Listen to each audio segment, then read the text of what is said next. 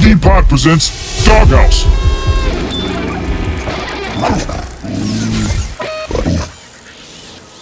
Magpie, Doc and Vincent here, sending you a snowy and freeze your balls off. Fuck off. Dog, we all have the power to change at least one thing a day. But please, please, make it your underwear, you pickled cock. Steve, how you doing? Well, I wasn't expecting to see that. Even his mother wasn't. Well, this is what you get. Fair enough. Dog just got a job as a fitness model. They hired him as the before picture. So how are you doing today? I'm all right. I'm good. Yeah, I've had a hard day at work, but looking forward to this. So am I. So, giving that said, let's get this rolling and go from there. Guess who's getting laid by Dog tonight? Huh? His pillow.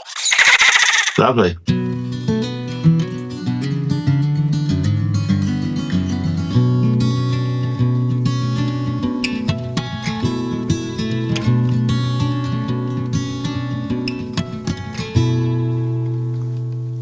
I know that you don't see me like you used to.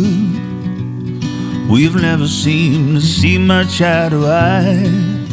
You're always picking at my words like a chicken at its feet. So I've learned not to expect more than a fight. Jealous man, you'd rather see me fall down than to stand. I feel the wicked in your gaze and the trigger in your mouth. Would rather shoot me down than ever give me praise.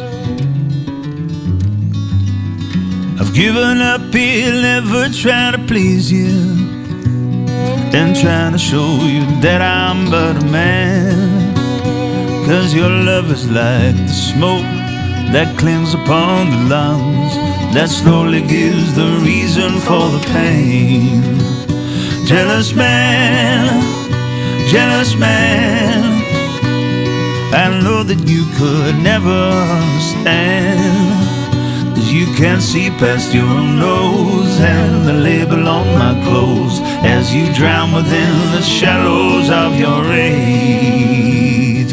I've seen it while we've been in conversation, and tell it by the movement of your eyes. That resentment intertwines with the hate where you reside. The death of you will be your pride, oh jealous man.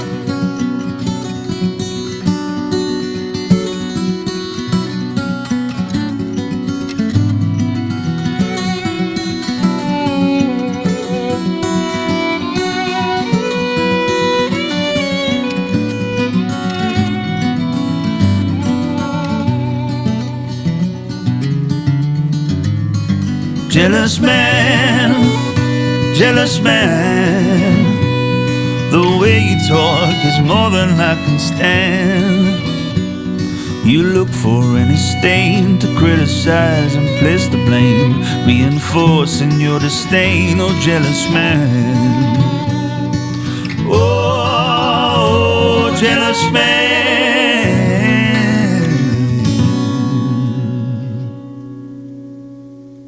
You're in the doghouse. The song that you just heard was Jealous Man by Steve Hewitt. And joining the Doc in the Doghouse tonight is Steve Hewitt.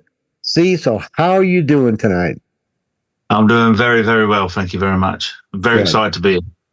Well, it's an honor for us to have you here tonight. So, I want to start off by saying, you've been described as a working class troubadour, and your music as American folk with English roots.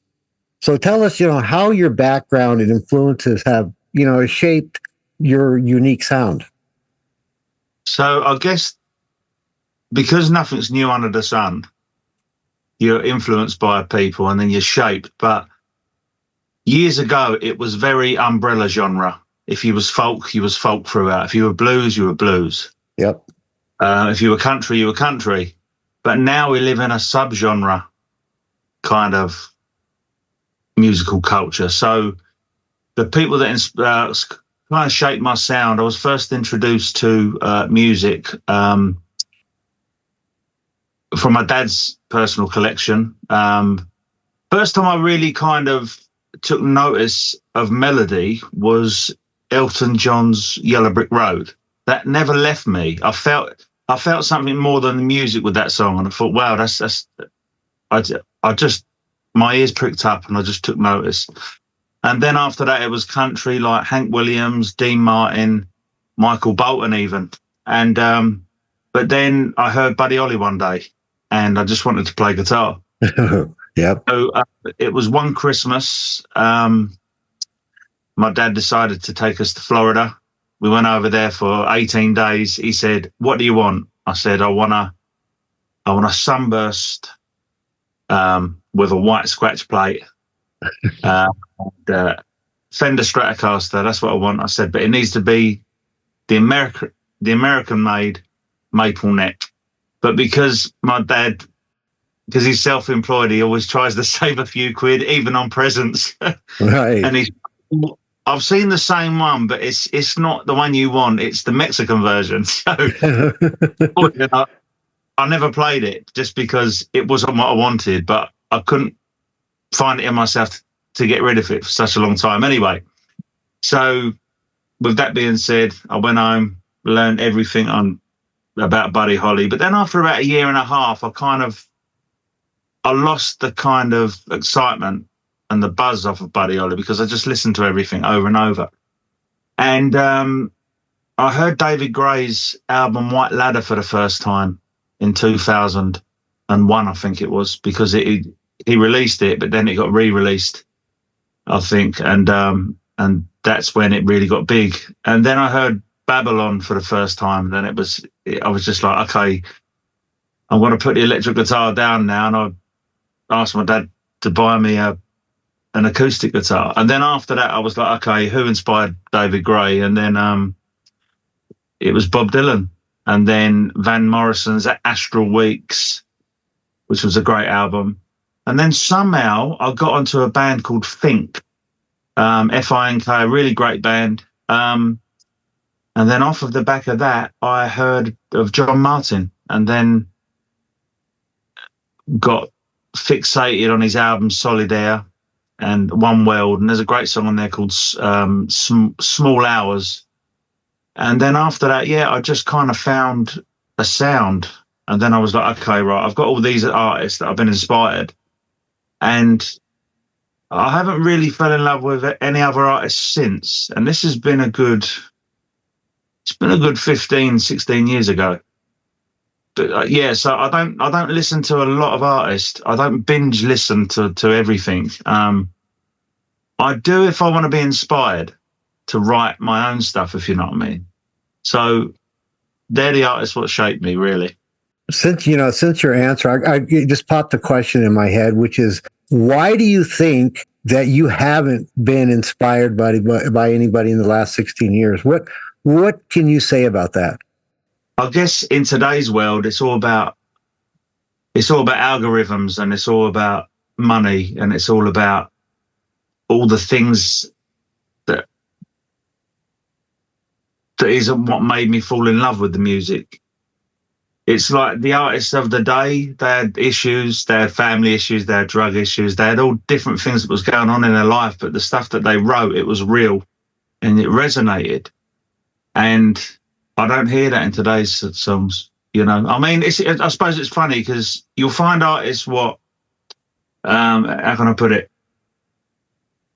When the artist is trying to make it or trying to break big or trying to get into a spot where they're earning a living from what they love to do best, they continue on doing what they love to do. But there's an element of desperation when you're trying to make it and you've got no money, everything's a struggle, you can't make ends meet, but you've got that drive and you've got that hunger, and you just glean in everything, every situation, every conversation around you, the situation, how you feel, and it really resonates. And songs hit different from somebody who's desperate and they're in need and they want, to somebody who's got the money, got the dream. They can't quite write like they did. So that's why I think you find a lot of artists that their first couple of albums, they really made a difference. But then once they made it, they kind of just done it because they loved it. But they're doing it from that place of prosperity. And then I agree. I mean, there's some bands that, had a good album, and then after that, it kind of went downhill. There's ones that have signed, and put out a couple of good songs and filled the rest of the album with shit, or mediocre songs, and but I believe by listening to you that you have been inspired in the last 16 years, because the music that's out there and has been out there, and I said this before, is shit. And if it is. I mean, the stations I listen to, dude, all play all old rock. And I love the 50s, 60s, 70s, 80s, 90s. I love it. I love Buddy Holly. I love the artists you have identified with. I do. And I believe that's the best music that'll ever be produced. All the way from, I don't know, 50s, I think 50s all the way till, the 2000. And I think that's why, because you haven't found an artist that touches you like the ones that have touched you in the past. And as far as the bands trying to make it, I give everybody credit. I give them kudos. I give them thumbs up, saying, then you're out there trying.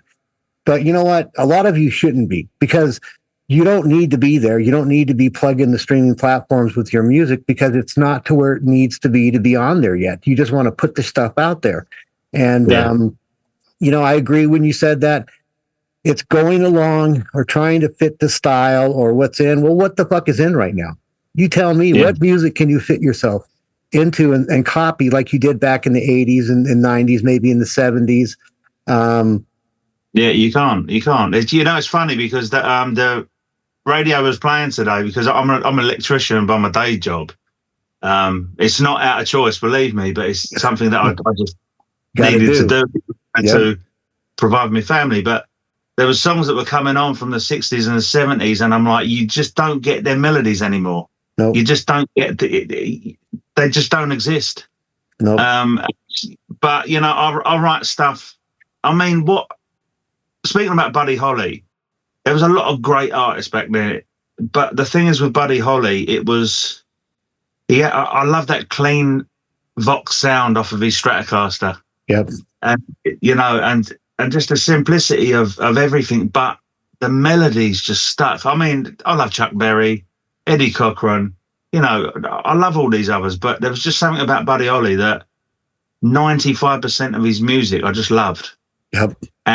But you just don't get their melodies anymore. You just don't. And it's very sad, but at least we've got them to go back to. Do you know what I mean? Right. No, and I agree with you. But you know what? I say this, and my producer doesn't like me to say it, but Let's play house. You be the door and I'll shut you. I see things coming back around. I see some good, I interview some really good bands, some good music, just like yours, that gives you hope. But then again, I feel that independent artists have a ceiling right now, and they've got to figure out a way to break through that ceiling to get better airplay, to get more airplay, to get more streams, you could be on Spotify and everybody else. Well, shit, how often does your song come up? Yeah, you know what I mean? And ours will come up every once in a while, and it's like somebody will say, yeah, I just heard your song. It's like, that's cool. Out of, freaking 3 months, you hear my song one time, maybe, so I mean, it's hard, but it's something that you just have to deal with. But changing the subject a little bit, but your single "The Fly" was that was a major milestone for you in 2023. It was weird because I didn't really like the song, but I didn't release anything for a good few months. And the problem is with this game, if you just drop out for a few months, you're just easily forgotten. Yep. And it's kind of like, right, I need to write something. But I was so down in the dumps about everything because I'm like, I wrote that at a real low point. I mean, I was at a low point where I missed loads of opportunities to, have a good job and, have a good living, blah, blah, blah. But it was kind of, I went over 35 years old and I looked and I had a conversation with my guitar and I looked at it and I was like, you've taken everything from me. You've taken my best years. You've taken the years that I could have done something with my life. And I was literally having a conversation and an argument with this guitar. I nearly smashed it up because I was like, I've given you everything and I'm nowhere.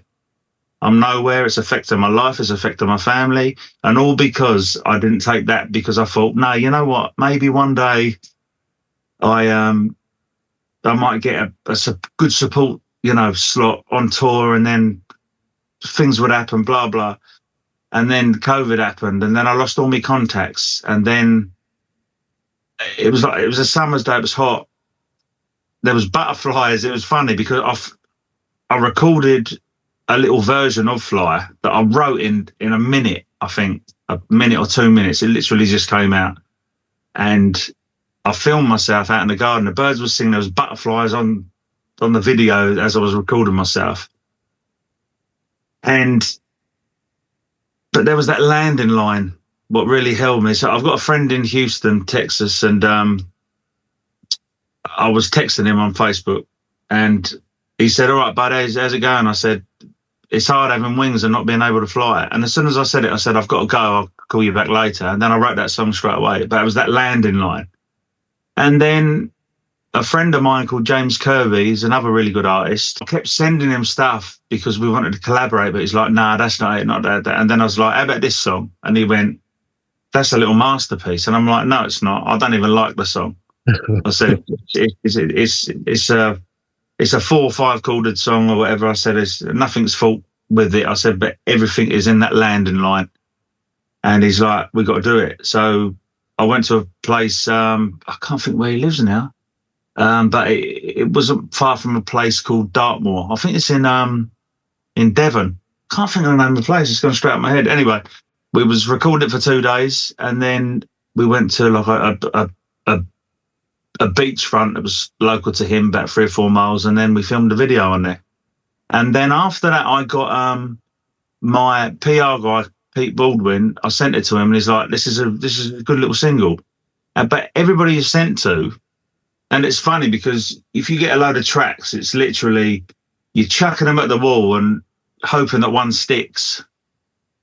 And a lot of people, it resonated with a lot of people, and I'm like, that is the least thought out song, or least well thought out song. It was literally I just thrown it together, and I just and then it was that it's hard having wings and not being able to fly. And then I got featured as Artist of the Week on Richer Unsigned, which is a really big independent platform, and I got put on a Spotify playlist of 1 million.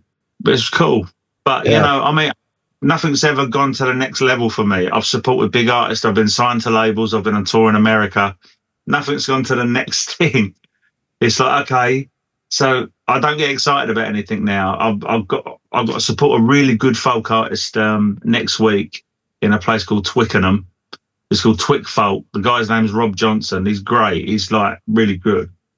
But I think I've finally found the place where I'm supposed to be playing, because if I'm playing at these kind of popular, like bluesier festivals, a couple of songs hit, but then I get forgotten about. But if I'm playing in these folk venues where I can use the silence as a tool, people are actually appreciating every song.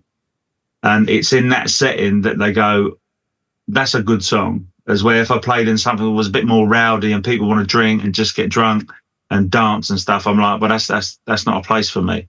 But yes, Fly, it was a milestone, I think, which was really surprising, really surprising. Steve, and I've been in the industry since the 70s. As long as you put out the best music you feel that you can put out, that's pretty much all you can do. And what's going to happen is going to happen. And it's hard. You want something to happen. You want that break. You want to be on tour. You want to do this, you want to do that. But, I think you've seasoned yourself and got yourself in the right frame of mind to where, for you, it'll happen because it's expecting it and wanting it as much. And I think that's when things really happen, is when you just don't give up, but you just say, hey, I'm going to do my best. I'm going to put out the best songs I can and be happy with that and see what comes from that. You know what I mean? That's very true. I think there was a really good quote. I can't remember where it was from, but it was along the lines of, I think it was Van Morrison. I think he said, if you're mindful of writing a hit, you won't write it. You just can't be thinking about it. You just got to do it. Exactly. I think C.S. Lewis said something like that as well. He said, if you're mindful of doing a good job, you won't. You just won't do it. You've just got to do it. And then it will become the job that, it's crazy. It is, and a lot of people do that. They they make themselves do something where they should just do it, and it'll come out better than it is when you're trying to make something happen. So you can't even be aware of it. You've just got to let it happen. Exactly. Exactly. And when you saw yourself, The Fly, again, it was unexpected for you. It wasn't one of your favorite tracks. And sometimes that happens. It's like it was a great song. All of my songs are great songs. It wasn't what I expected what it turned out to be, but it did. And you yourself just reiterated what you said. You wrote The Fly not really thinking and being in depth about it. See? And that shows great talent. And speaking of great talent, and since we've been talking about it, Doc's going to put it on and spin it around for you guys. Here's The Fly by Steve Hewitt.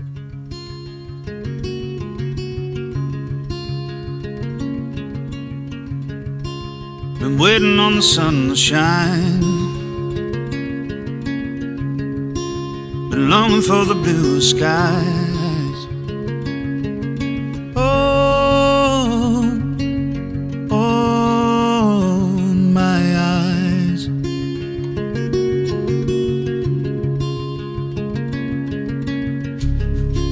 I feel it in the bitter cold.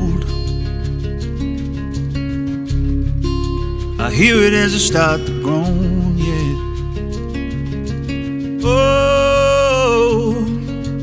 Oh, my mind. If I should die tonight, I'd have wasted all my time. It's hard having wings, not being able to fly.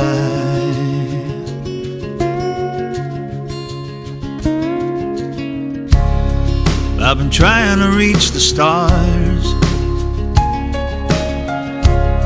but I can find a way to where they are.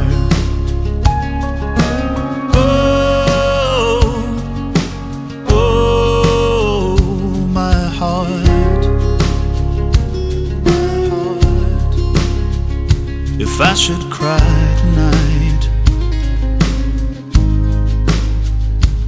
it won't ease the fight.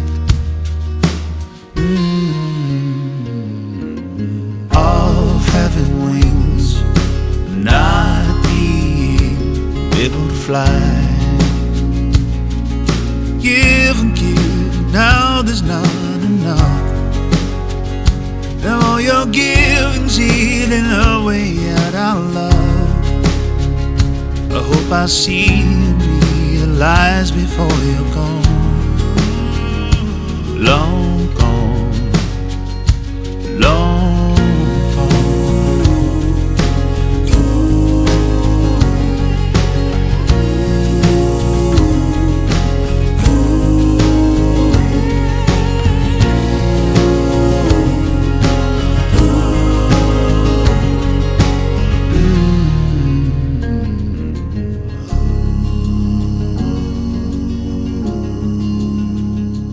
if I could end the night, that won't make things right. Nor will it in the light of having wings, not being able to fly.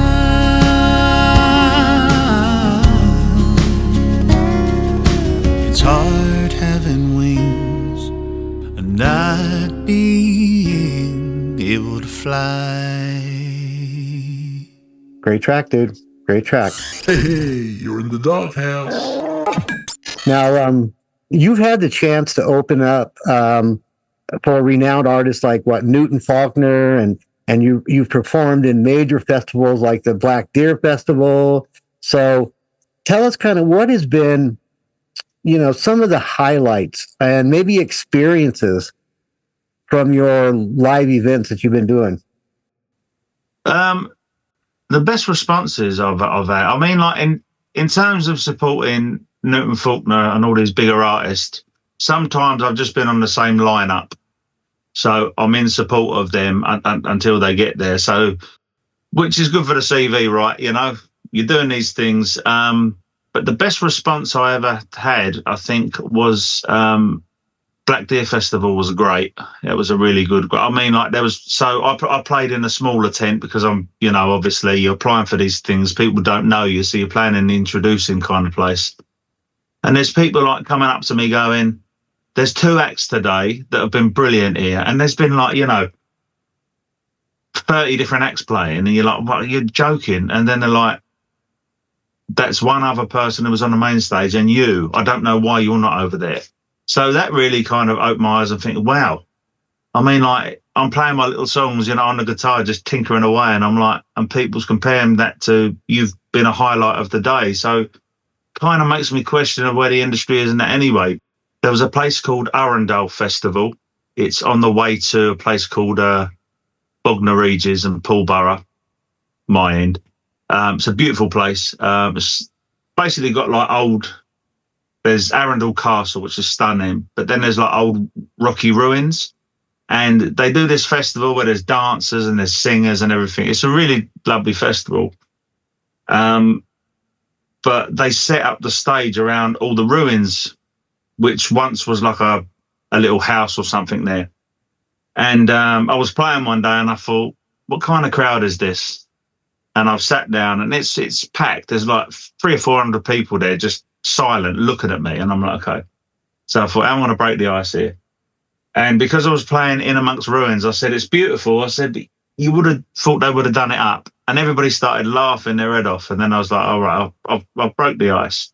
And then I played a song that I wrote about my grandparents. Well, it's more about my granddad's love for my granny. It's called Without You. I collaborated with a band from Texas, San Antonio called the Reed Brothers. I wrote it, but then they said, could we do backing vocals and stuff? And I was like, but that gig, I played there. And I played a few years after that. And every time I went there, they kept going, you're the guy that wrote that song about your grandparents, weren't you? And every time that would happen. And then I've built up a little bit of a following there, which was lovely. The Black Deer Festival was the same sort of thing. But I played a gig. This was probably the best response I've ever had. I played a gig in a place called Poolborough, and it was late at night, and it was in this, it was called the Two Wood Barn, and there was loads of acts on. There must have been 25, 30 acts on. And I've got up, there's bands and stuff, and they sound great. I've just gone up and I've sung all my stuff, and I had a standing ovation what went on for about 10 minutes. Damn. I didn't know what to do. I didn't know what to do. I was standing there and I'm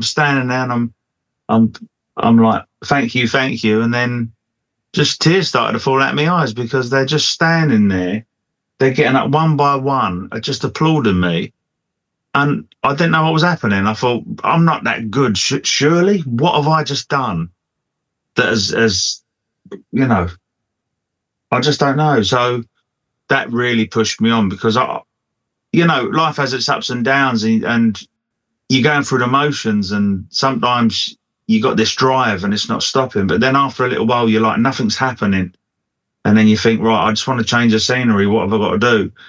And you're just churning out these songs and playing, hoping that something's going to drop. And it don't. It's just the same response all the time. But that kept me going, that gig, until now.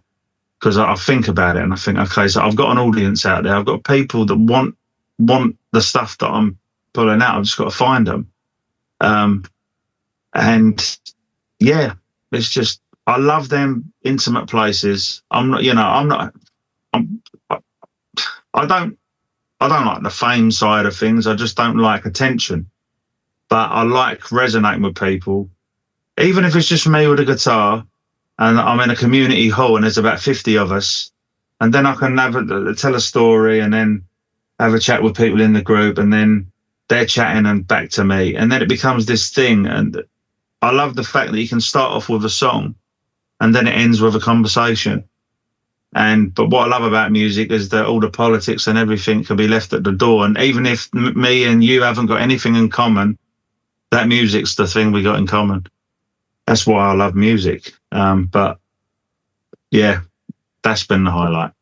I'm sorry, I do over talk, but I don't know. It's just the way I am.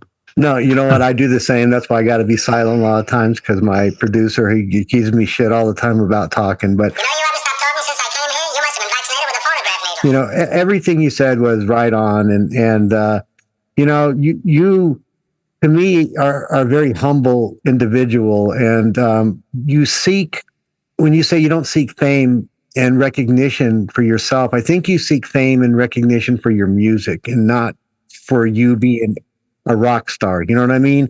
Exactly. It's for what you produce. And I think a lot of the ones, I think of Harry Chapin and, you know, a lot of the others back there that wrote songs like you do. And I don't think they did it to be on Billboard's #1 hit.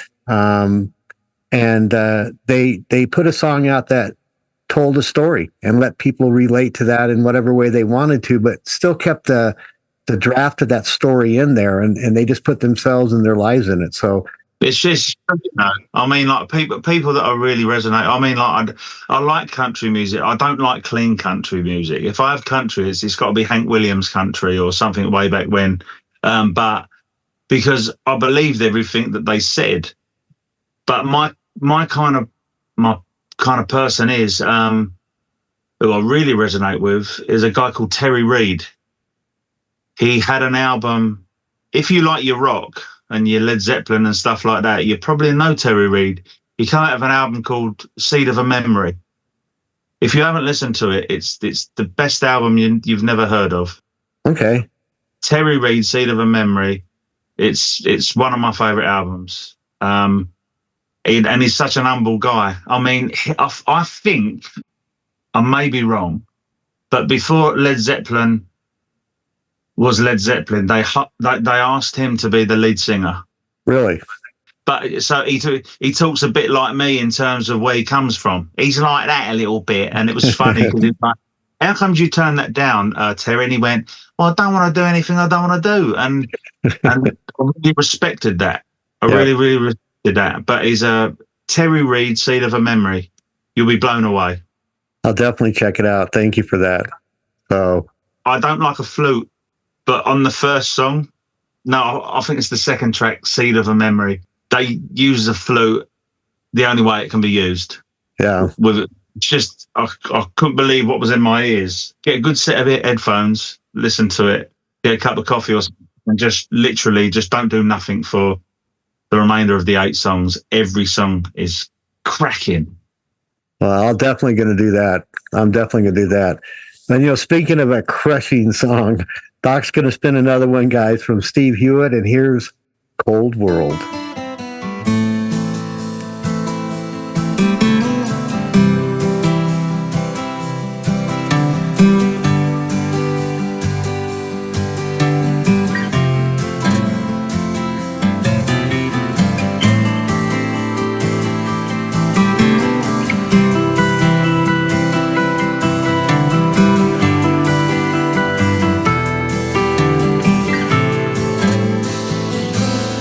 I've seen peace and pieces lying on the floor, love left knocking, waiting in the cold, young hearts quickly turning into old before their time.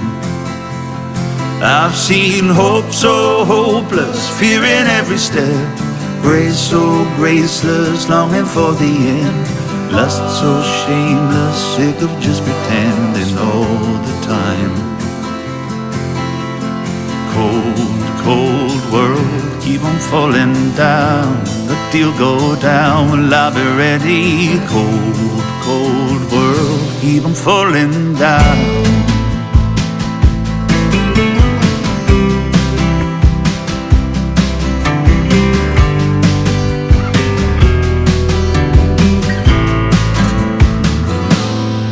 I've known truth willfully, hide behind a mask, lies and panic covering its tracks. Patience trying its hardest not to crack across the line. I've known trust burst open for everyone to see, secrets told in the name of jealousy. A will so broke it can get up off its knees. Sometimes you do more damage holding on. Yeah, cold, cold world, keep on falling down. When the guilt go down, well I'll be ready. Cold, cold world, keep on falling down. Good Lord, give me clarity. Fear got me blind and I just can't see for more than my life, and I just can't bear another morning unfurls in this cold, cold world. Yeah, cold, cold world, keep on falling down. When the dew go down, well I'll be ready. Cold, keep on falling down. When the dew go down, I'll be ready. Cold world, keep on falling down. When the dew go down, I'll be ready. Lord, make me ready. Cold, cold world, keep on falling down,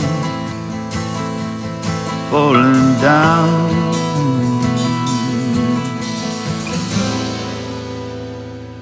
Nice track. In the music industry, it can be a cold world. You are in the doghouse. Dawg was told to get help for his drinking, so he hired a bartender. Vincent, shut the fuck up. I'm doing an interview, dude. So your storytelling, has the ability and has been praised by so many, including BBC Radio. So what's the story behind your song, Jealous Man? I suppose it's about me, really. The music video should have really been me in front of a mirror. Yeah, I mean, I've seen it in real life. I've had it. It's funny because it's about me, but it's about a lot of people kind of amalgamated into one, and I'm kind of speaking to that. So I suppose I was listening to a lot of Townes Van Zandt at the time, and that kind of really, I don't know, it's got like a Midwestern kind of non-commercial about it, and that's what I like. It's like it's got what I like, but it's got the gritty. I'll tell you what it reminded me of. When I toured in Texas supporting the Reed Brothers, I bypassed the commercial and went straight to the way they lived. And it was just hard work, gigging all the time. The only time you'd have a Sunday with your family, and you're trying to keep your eyes open because you're trying to keep because you're so tired. And that was the feeling that I wanted. But yeah, I suppose Jealous Man is about many people, amalgamation, including myself. So yeah, I'm not really good in telling a story. But I'm good in taking situations out of a story. You know what I mean? Like a little segment or a situation, and then I can compact it and then unpack it throughout the song. And I think your music kind of displays that. So that's a good thing, I think. Yeah, I don't think music's songwriting in itself. I don't think it's got a formula. I mean, if you're trying to churn out number one hits for, I don't know, Katy Perry or someone, then there's probably a formula, but I can't do that. And I don't want to do that. You know what I mean? It's like I might be on a roof pointing in a chimney, and then I've got an idea. So there's a 40-mile-an-hour wind, and I'm trying to hold on to the chimney in one hand, and I'm trying to sing the melody, and the phone was just come to me. And then I put it in my pocket, and then I go and finish the job, and then, or I'll just sit there with the guitar and just noodle for hours while I watch a film. And then I'm like, something will come up, and then I'll pause the film, and I'll be like, oh, that's nice. And then something will open up again. I kind of look at, here's how I look at songwriting. I'm in a darkened room. The door's over there. I'm way over the other side. But I'm trying to find the switch to turn the light on. So the process of me trying to find a melody is me trying to find that light. And as soon as I find that light, something comes. And then, but then there'll be days where, like, a week that I won't pick up the guitar, and then I'll pick it up, and then I've started 5 songs, and then I'll just leave it. And then I'll just go, okay, I've learned not to rush a song. I just will not rush a song.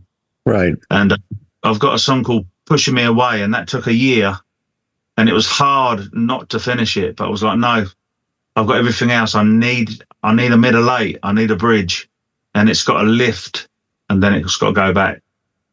And then one day it just happened. Oh, mate, I'll tell you what, that was a good day. I was so joyful. I don't get joyful a lot in my life, but knowing that I finished a song, that can carry me for a month. Well,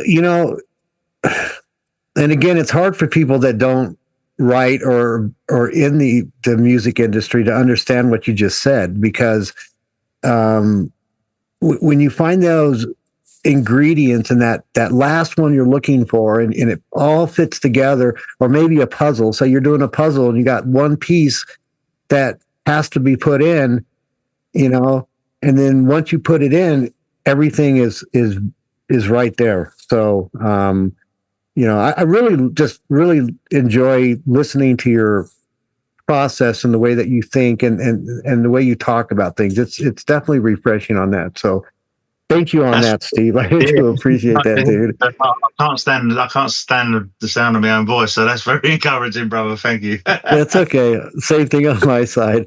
But if I'm not mistaken, though, your second album dropped in January, yes? No, it was going to, but then it wasn't finished. It's going to be released in June. So Pete needs to promote it for about 6 to 7 weeks, get it in all the right places, so that when it do drop, it drops, and then I've got reviews, and then hopefully more gigs and stuff. Without Pete Baldwin, I wouldn't have even got as far as I am now. Everything I owe to him. I love Pete. He's such a lovely fella, and I don't know what he sees in my music and everything, but he sees something, and I owe it all to him, really. Everything that I've achieved is because of him. So obviously I've provided the songs, Right. Well, yeah. I was getting ready to say, you have added to the pot, and it's great to have somebody that has that kind of support and does believe in you. And so hopefully, I think you need a little bit of a, believing in more what your talent really is. And through the interview, you said it, standing ovations. You said people said, "Oh, I remember you." Well, shit, how do they remember you out of so many acts and your song that you sang about your grandpa and your grandma? So, I mean, those are all hints to me, Steve, that you undersell really what you're worth. And again, in this day and age, dude, it's hard. It's hard to be a musician. It's hard to get your songs out. It's hard to achieve what you want to achieve, but you're doing it. So, I hear you've had plans and you're putting a band together. Yes? Yes. So I've got a bass player now. I had a bass player, but then he moved to Devon, which is 2.5 to 3 hours away. So obviously that's not doable. But straight away, there's a guy that I kind of ran into, or I supported his band. He had a band called Big Rivers, like a rock band. And we just hit it off. It's a lovely guy. His name's Ant Wellman. And he's a really great bass player, but he plays fretless, and he plays the likes of as a really good bass player called Danny Thompson. And it's very reminiscent to that and kind of 70s rock kind of feel. But he loves folk, he loves Americana, and he just really compliments me. And it's nice because on this new album, it's a crossover from the guy that used to play my stuff with me live and in the band. And then he plays three songs on here, which really complement his playing. And it's kind of give a different flavor to the songs as well that I write. And I'm like, it feels different, but it still sounds like me, but it feels different. Like, it feels like I'm kind of honing this kind of craft through that as well. And it's good because he plays different. If we're jamming and stuff like that, when he comes over, I play a chord and then he'll hit another note and it'll be like, oh, that feels different. I want to write like this. So he's good for me. That's good. Yeah, which is great. So, but I've also been out trying to find a multi-instrumentalist, someone that can kind of play, you know, the drums, the second acoustic guitar and a bit of keys for me. I'm good with kind of like, I don't know, the electronica side of folk, incorporate it in, which I think is cool. And I nearly had a guy that was getting involved, but he had a lot of things going on in his life and it was kind of feeding into the music. And I'm like, it's just not working. Sort that part of your life out, get yourself right, and then come back again. Because there's a lot of negativity and unwanted attention. And I'm like, so that didn't work, unfortunately. And the problem is with multi-instrumentalists, they are like gold dust. You can't find them. Right. So now I'm thinking a drummer. I just need a rhythm section because I've started to get kind of more picky and use the Space Echo pedal, which is a newer version of the Echoplex back in the day. And that really kind of, so like if I tune to like Open D or Dadgad, rhythm section can be going off on one, then I can take it off, strum it, and then kind of distort on the tapo tempo and, you know, different stuff like that. And it just gives the set more colour. But I suppose, yeah, I just want to make my sound bigger, if you know what I mean, because I know that if I make it bigger, it will get me better opportunities and people can hear bigger much better. So, but it needs to be acoustically driven. I like to write songs. I suppose a guy that really inspires me in terms of writing is Dave Matthews. Back in the day, years ago, not so much now. I don't really like his stuff now. But back in the day, when he was with his band, he used to write songs that used to stand on their own, meaning that the band would complement what he was playing, but he didn't need them for the song to stand out. And that's what I try to write with no band in mind, but when the band come, they just add to it rather than kind of drive this thing. Because how many times have you had a great band and then they do like the guy tries to replicate it on the guitar and it sounds naked. Right. But, so it's there's a lot going into a song for me. I'll sit down and write the song, the bare bones of it, like standard tuning, but then afterwards I'm like, right, okay, I'm going to detune this and start to pick and slap and pop and see if I can make this thing sound a lot more creative than it is. And then and then things just come out at the woodwork, really. So yeah, but a band is, I just can't get it together.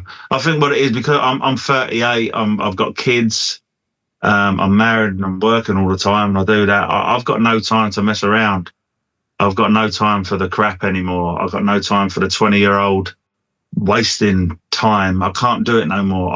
I need people that understand where I'm coming from, know what it is to have kids, know what it is to come back after a hard day and you get into an argument with your missus. I need to almost have a band of brothers that understand. So rather than a band, I need that kind of family. I fully understand that. And I think the ones out there, the musicians and stuff, the bands out there, they fully understand that it's you need the right ingredients to make it work. And you'll find it though, Steve. You really will, dude. And your music will, you know, there's some songs that just need to be acoustic and there's some songs that need that backing, like you said. So, you know, you're definitely going to find that. And speaking of, you know, greatness and great songs, Doc's going to spin one last track from Steve Hewitt. And here is Lost the Reason. I thought you said we were brothers.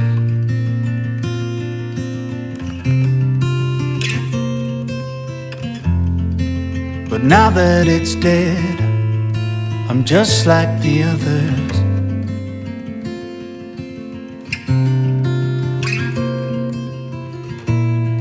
Now there ain't no amount of time to ever make this right. Lost the reason to love you, to trust you. After you've broken everything that I showed you, lost the reason to love. I've lost the reason to love. Lost the reason to see you, been nearer. After you choking everything that was breathing, lost the reason to love. I've lost the reason to love. I've lost the reason.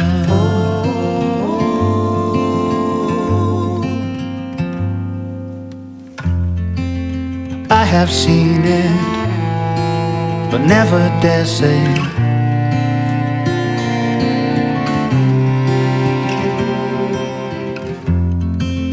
Out of respect, that's just my way.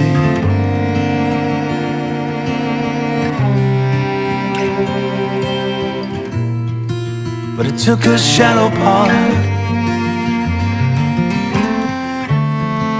to show just who you are.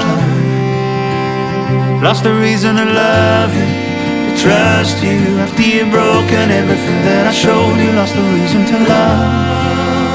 I've lost the reason to love. Lost the reason to see you, been nearer. After you're choking everything that was breathing, lost the reason to love.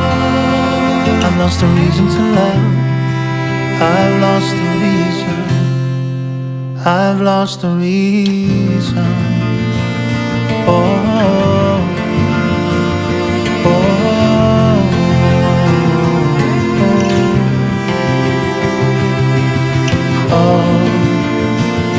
oh, oh,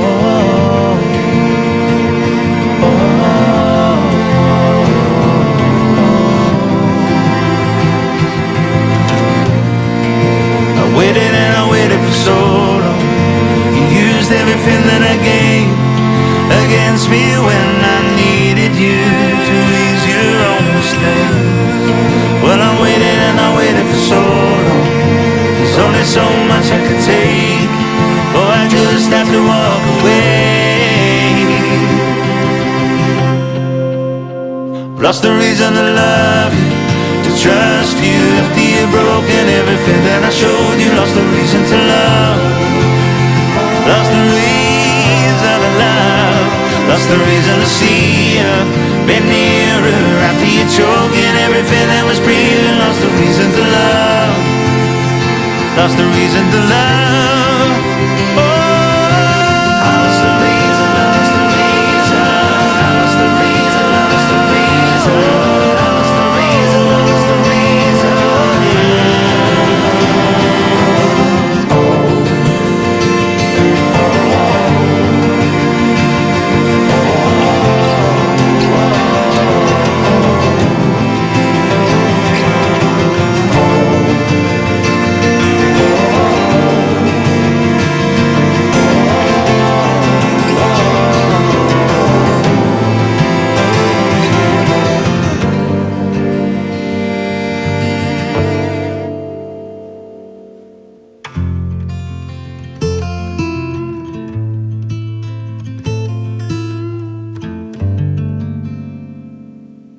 That's good, bud. That's good.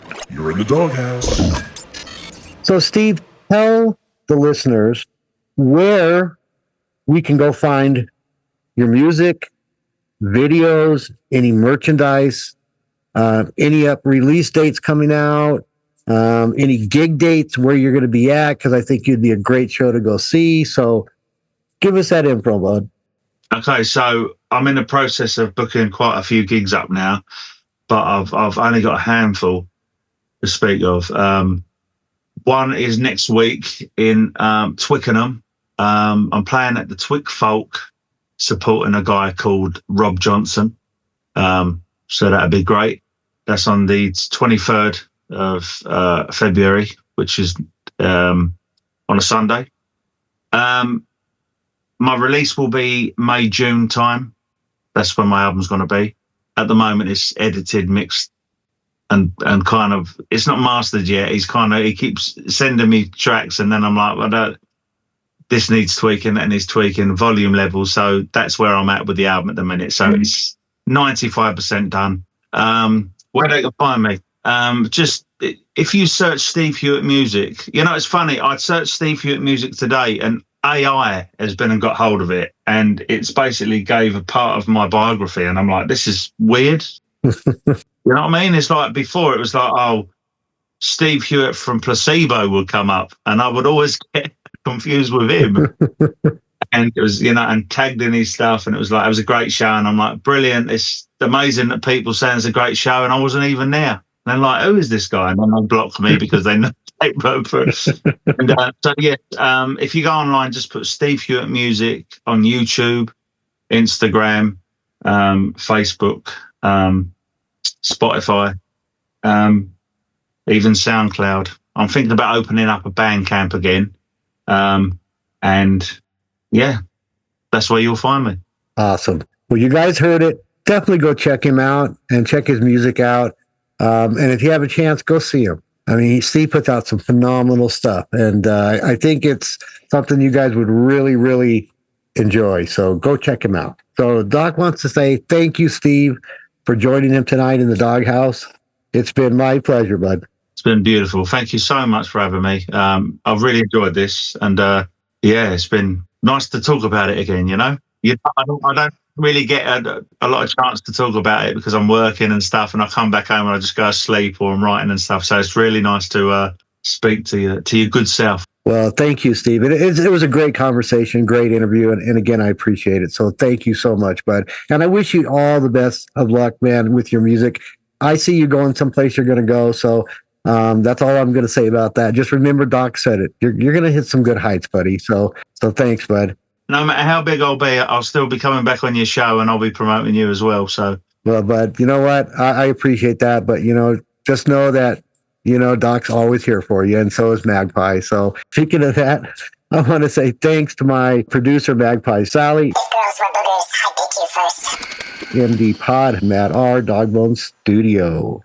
So the Doc will be back next week. So in the meantime, guys, be kind to one another, and always keep on rocking. From the Doghouse, Doc and Steve Hewitt, we're out of here. Later. Boom. Laters. Thanks, Steve. I appreciate it, buddy.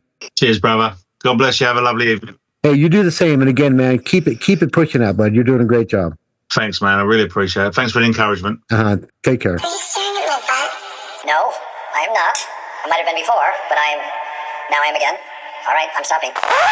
MD Pod presented Doghouse.